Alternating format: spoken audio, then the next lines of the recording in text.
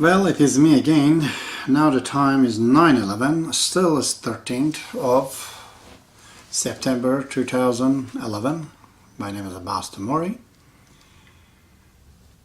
I'm continuing right now with this second relationship, describing the relationship to our children. And separately I will speak about the relationship to our parents. I've written here in my notes about 35 points. The subject is very big, huge, parenting. I'm going to say things that usually is not being heard or told, is not written.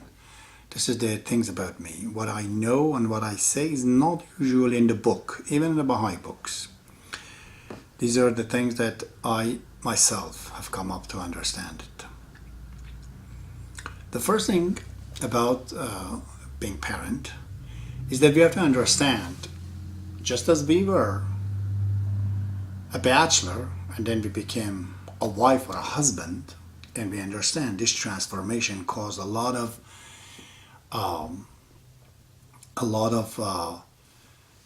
new ideas. We lost few of the privileges we have had as a bachelor, and we gained new things. Was it a good deal or not? You have to be the judge of it. If it is, and it was successful with the same person, now you're going to entering a second level. In this level, now you're going to become not just a husband and wife, now you're becoming a mother and father. It's a transformation that you have to understand it and work for it in order not to suffer yourself and not to make the child to suffer. So I would say that we should, like everything else, before we have this child, we have to try to practice it. Seeing our family, our friends, when they have children, play with the children, hug the children, try to talk to the children, feed the children, babysit the children, if they allow you to spend more time with the children, to see how you feel, to, get a grasp of what it is that you're going to do. The third point I've written here, that we have to understand now in this level there's a lot of impact, economical impact on it. In an ideal situation, the true parents, I believe, a wife has to stay home until the child is 5 years old. So this has an economical impact. You have to understand you're going to do something spiritual. It's not something casual, not something like everybody else done. Sure, that way people don't know what they're doing. But if you want to know what you're doing, you have to understand, you have to sacrifice economy, money. Do you want to do that or not? It's not an obligation or compulsion over you that you have to become a mother.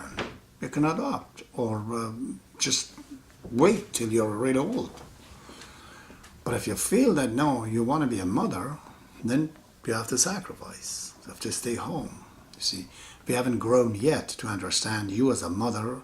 You're doing a job by raising a human being in the planet that is going to help humanity if properly raised, not being a burden on the humanity. In that case, you have to be given wages and to be recognized as a job. We have not got there. Until such time, you have to throw the money out of your own pocket. And there are a lot of other costs that comes with a child. So it is to give something and get something. What you're going to give is material. What you're going to get is a spiritual. Is a spiritual feeling what you're looking for? But if you think you can do both of them in a convoluted way, a lot of us do, then it's not going to be a smooth ride, okay? Until, as I said, that is another point. My fourth point is that until the age of 5, mom has to stay home. And after 5, she basically has to have a part-time job because the child comes back home. Child needs the mother, completely. Don't try to substitute mother with somebody else. It's not possible. I've already said that. Mother to the child is just like Jesus Christ to humanity. Mother to the child is just like Baha'u'llah to humanity. The relationship is very strong. See, nothing can subsidize it. Simple babysitting or somebody else. No. These are, of course, my opinion. You don't have to follow it if you like to. I'm just sharing myself. While you're pregnant and while you're waiting to have a child as a man, you have to have complete knowledge about child. It's both parents have to. There are a lot of things about how to raise the children, simple little things that you have to ask your mom, your dad, your friends, this or that. And if you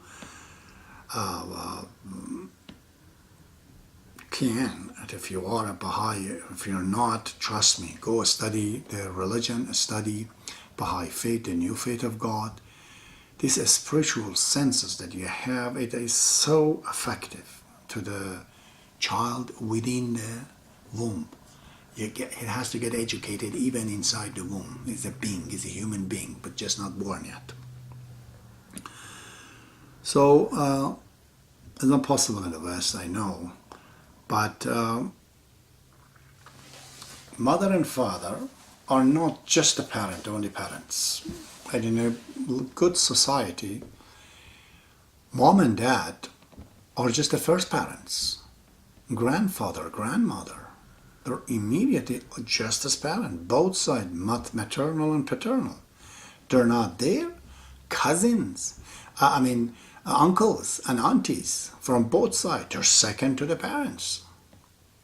Their presence beside the mother and father, if the child always see them, it has huge effect. And the children, that the nephews and nieces are very, very important. More around the children.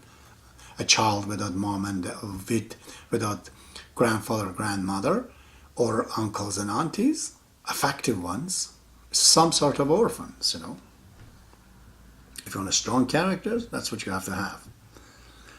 So if you don't have any one of that, just go find. There's thousands of friends. They're even on the website, platonic friends, couples to couples friend. If you start to develop, all of a sudden you find brothers and sisters that are coming from different womb. But they are still brother, sisters. And they could have a lot of effect. It's very important during the pregnancy especially that the husband has to be much more closer to the wife in a spiritual way. And more if she's surrounded by the friend, by others. It gives her psyche such a spiritual lift. Immediately it's transmitted to a child. A child will have a stronger effect, Oh, God forbid, never ever use, this is point 8, never ever use alcohol or any of these substances, even bad food for God's sake. We are not developed a society, but if in a proper society, you will be charged for violating the right of the unborn. You're transferring nicotine to the blood of the child when you're smoking.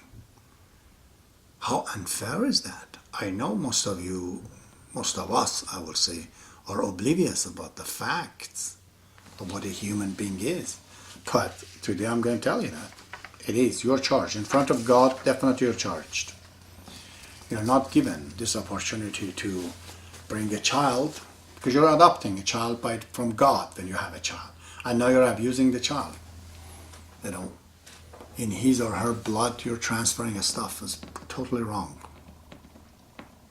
Also, in the point 9, I say that we have to be careful to study properly before even pregnancy, that genetic study of the husband and wife, that we do not give disease that we might have in ourselves, but we're not sick, but we can transfer it to the child.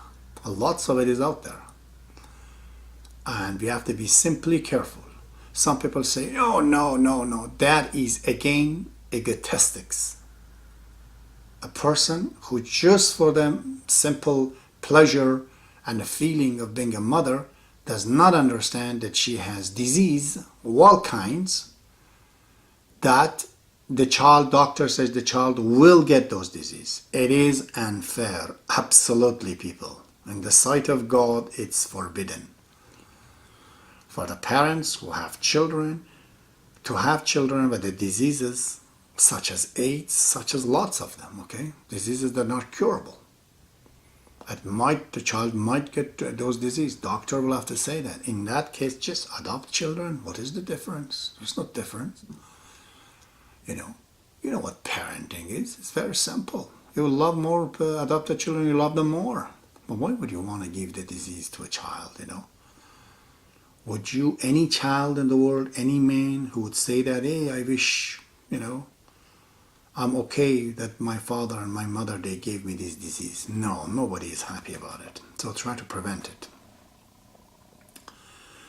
Number 10, I've written a point here that when the child is born, keep him in the bedroom. People in the West, they don't do that. It is important that the child, especially for the first month or so, if possible, to be in the bed even, right in the bed.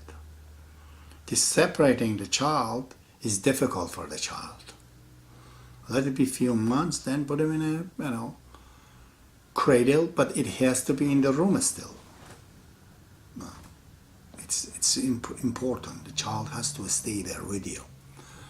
The process of integration and separation is not arrived yet. Okay? Gradually, maybe at 6 months, gradually separate the child, but until then, keep the child to be in the bed. And point 11 is that refrain as much as you can. Do not abuse the hearing of the child. These big noises, whether you're fighting, you're shouting, you're yelling, or the sounds of the TV and radio, something that child cannot analyze. It is much more in tune if it is hearing the sound of the wind or the rain, because it's natural. We are nature. The natural sound is a lot easier. This kind of a thing hurts the brain of the child in future, the mind. You see, these are all files that never was understood by the little child. These voices and these noises, and remained, and it will remain unsolved. It goes to the subconscious and creates problem. Stay away from bad noises for the child that cannot understand it. Anytime, even us, you put a big noise of some sort that we don't know what it is, everyone gets startled. Child is the same way, gets startled, it's feared. So stay away from that. Do not, that's abuse. So,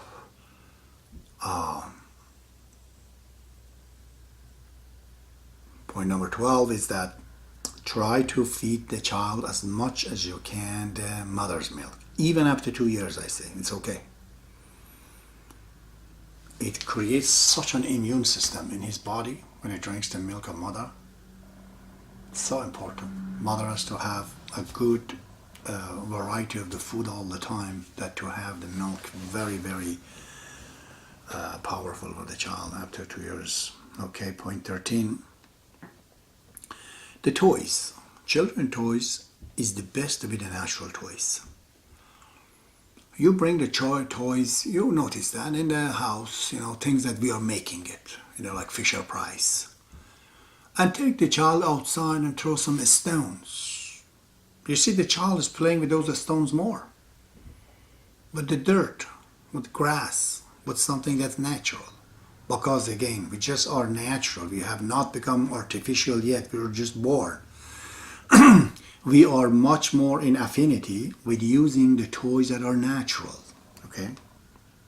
These toys that are out there are actually not the real. Even the place that the child has to play, it has to be better. It has to be natural places in the yard, You want to put the child to go on a,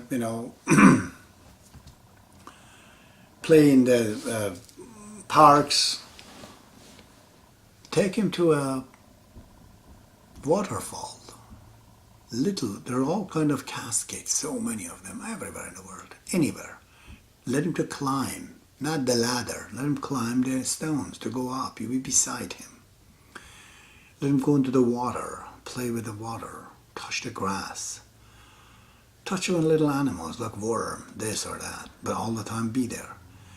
Those are not the time that child is playing. Child is learning and learning and learning. To us, it seems entertainment, but to him, it's just discovering and learning. Everything that he does, it goes a huge impact in his brain for the rest of his life, subconsciously especially. So it is so important that let the child to hear the sound of the wind, rain, the snow, all these natural sounds, natural phenomena, so important, okay?